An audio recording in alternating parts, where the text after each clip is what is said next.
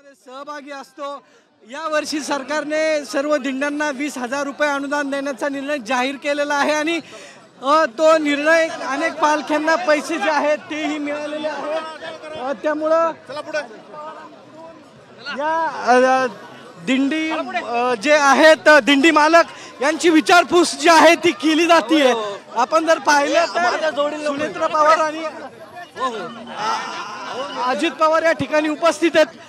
आपण जर पाहिलं तर अजित पवार या ठिकाणाहून कार्यकर्ते त्यांचं स्वागतही करताना पाहायला मिळतात। जर आपण पाहिलं तर कार्यकर्त्यांनाही भेटतात, कार्यकर्ते या ठिकाणी आलेले आहेत आणि कार्यकर्त्यांकडून स्वागत केलं जाते। चल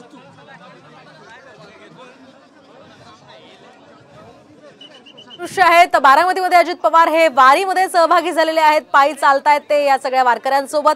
आज मुख्यतः एक महत्त्वाचा दिवस खरं तर बारामतीसाठी आहे, कारण राष्ट्रवादी फुटल्यानंतर अजित पवार आणि शरद पवार हे वारीमध्ये सहभागी होणार आहेत। त्यामुळे मोदी बागेत ज्या ठिकाणी पालखीचा मुक्काम असणार आहे त्या ठिकाणी अजित पवार सुद्धा येणार आहेत। त्यामुळे शरद पवार आणि अजित पवार एकमेकांशी संवाद साधतात का ते पाहणं अतिशय महत्त्वाचं असणार आहे। आपण पाहतोय गेल्या काही दिवसांपासून पवार कुटुंबियांमध्ये काहीही वाद नाही आहेत, राजकीय वाद असल्याचं वारंवार पवार कुटुंबियांतर्फे सांगण्यात येतं। मात्र आजच्या या वारीमध्ये शरद पवार आणि अजित पवार यांच्यामध्ये काय संवाद होतो ते पाहणं अतिशय महत्त्वाचं असणार आहे। सध्याची दृश्य थेट आपण पाहतो बारामतीमधून। अजित पवार हे सध्या वारकऱ्यांमध्ये सहभागी झाल्याचं आपल्याला दिसतंय।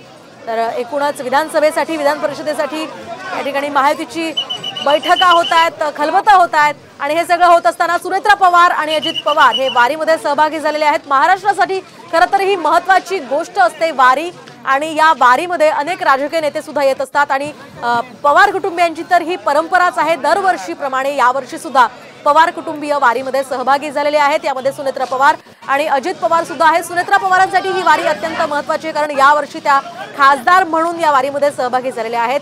सुनेत्रा पवार या सध्या राज्यसभेच्या खासदार आहेत आणि त्या वारीमध्ये सध्या सहभागी झालेले आहेत अजित पवार यांच्यासोबत।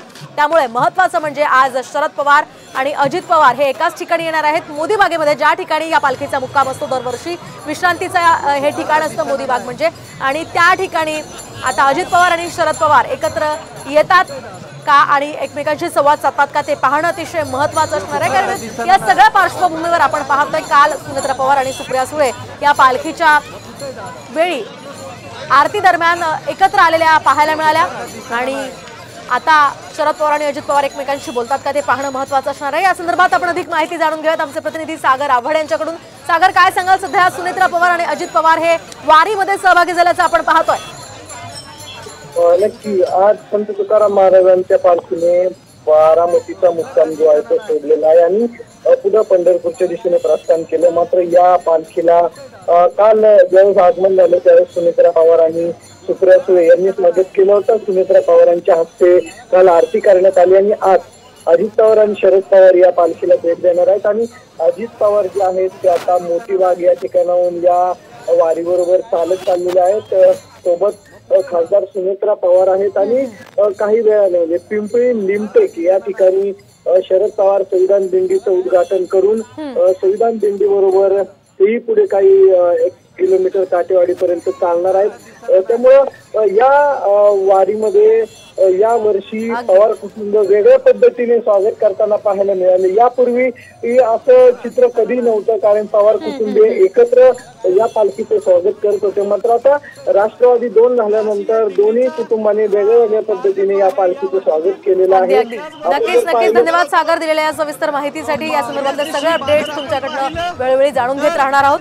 सध्याची दृश्य आपण पाहतोय बारामतीमध्ये अजित पवार हे सध्या वारकऱ्यांसोबत अभिवादन करताना दिसतात, वारकऱ्यांशी संवाद साधताना दिसतात।